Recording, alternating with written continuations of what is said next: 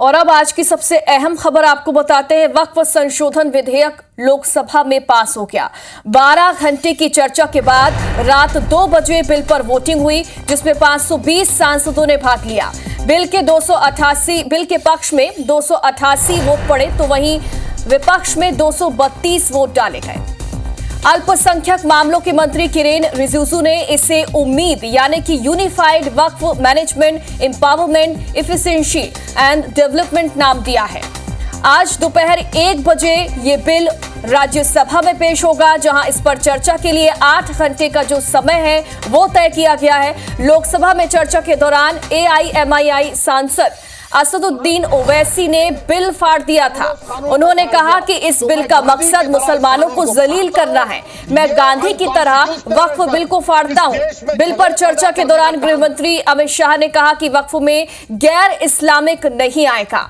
ऐसा कोई प्रावधान भी नहीं है। वोट बैंक के लिए इस देश में माइनॉरिटीज को डराया जा रहा है, ये भी उन्होंने कहा। बिल पर चर्चा और वोटिंग के बाद गृह मंत्री अमित शाह ने मणिपुर में राष्ट्रपति शासन लगाने का प्रस्ताव रखा, जिसे सदन ने ध्वनि मत से पास कर दिया। और इस दौरान शाह ने यह भी कहा कि मणिपुर में जल्द शांति आएगी। कानून को फाड़ता हूं, ये अनकॉन्स्टिट्यूशनल है सर। इस देश में झगड़े पैदा करने का काम। तो कल चर्चा के बाद पक्ष और विपक्ष में कितने वोट पड़े हैं ये भी आपको दिखा रहे हैं। वक्फ संशोधन बिल कल लोकसभा में पास हुआ है, लेकिन इस पर लोगों ने अपनी राय रखी है। अमित शाह ने भी इस पर अपनी राय रखी, तो वहीं ओवैसी ने देखिए बिल फाड़ दिया और पक्ष में इसके 288 वोट पड़े और इसी के चलते ये बिल लोकसभा में पास हो गया। तो वहीं विपक्ष में 232 वोट पड़े और आज दोपहर 1 बजे राज्यसभा में वक्फ बिल पेश होगा।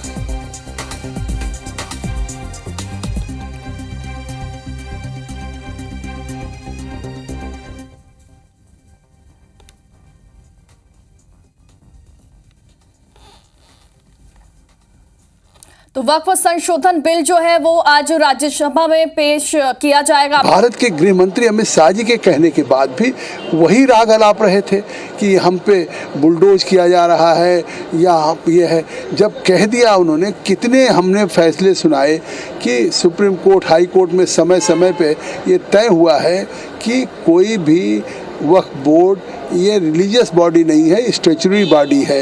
रिलीजियस बॉडी होती तो शायद दखल नहीं होता। सबका स्थान रखा गया है। हम उम्मीद करते हैं कि अब आने वाले दिन में एक खुशहाल वक्फ बोर्ड का दृश्य होगा।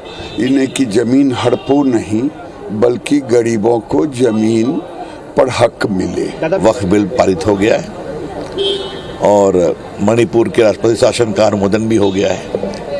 बड़ा सवाल यह है कि वक्फ की संपत्ति जनता के उपयोग में आएगी या कुछ के उपयोग में आएगी। आज के संशोधन से ये गरीब, बेवा, अनाथ बच्चे, महिलाएं, बाकी सबों के लिए इसका उपयोग होगा। इसमें स्पष्ट दिखता है कि वक्फ के बिल में बदलाव इसलिए नहीं चाहते थे कि कईयों की दुकान भ्रष्टाचार की चलती थी। भारतीय जनता पार्टी पारदर्शिता और जवाबदेही लाना चाहती थी, जिससे भ्रष्टाचार बंद होता तो कांग्रेस और इनके सहयोगियों की दुकान बंद होती। तो केंद्रीय मंत्री किरेन रिजिजू ने वक्फ संशोधन विधेयक लोकसभा में पेश किया। बिल पर 12 घंटे बहस चली।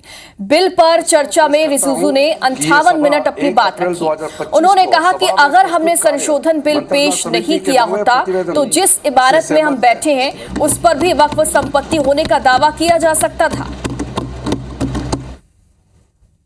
2013 में वक्फ पे यूजर जो आपने प्रावधान डाला, उसके बाद 1970 से एक केस चल रहा था दिल्ली के अंदर में।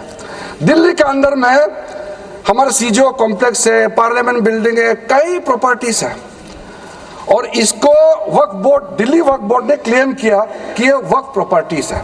उस समय यूपीए सरकार ने पूरा सारा जमीन को डी नोटिफाई करके वक्फ बोर्ड को दे दिया। अगर आज हम ये संशोधन लेके नहीं आते तो जिस सदन में हम बैठे हैं, ये पार्लियामेंट बिल्डिंग, इसको भी क्लेम किया जा रहा था। सर 2006 में 4.9 लाख वक्फ प्रॉपर्टी था। 4 4.9 लाख वक्त प्रॉपर्टी में टोटल इनकम था 163 करोड़। आज वो 4.9 लाख से बढ़ करके टोटल वक्त प्रॉपर्टी बन गया है 8.72 लाख। हमारा देश में वक्त प्रॉपर्टी बन गया है। उसको अगर हम सही तरीके से मैनेजमेंट करता तो हमारा मुसलमानों का ही नहीं है, देश का तकदीर बदल जाएगा। इतना प्रॉपर्टी हमारे पास।